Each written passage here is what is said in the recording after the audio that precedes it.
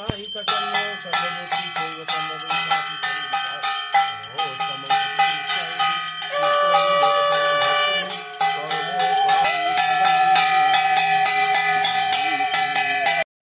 করে রান্না করো।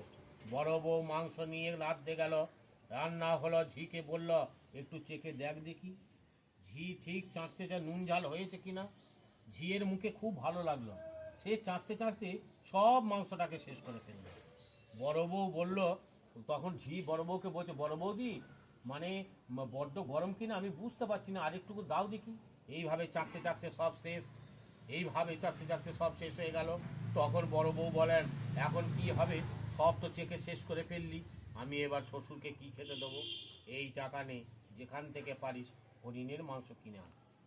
ঝি বাজারে ছুটে গেল, এ বাজার ও বাজার সে বাজার খুঁজে কোথাও আর হরিণের মাংস পেল না। ঝি বাড়ি ফিরে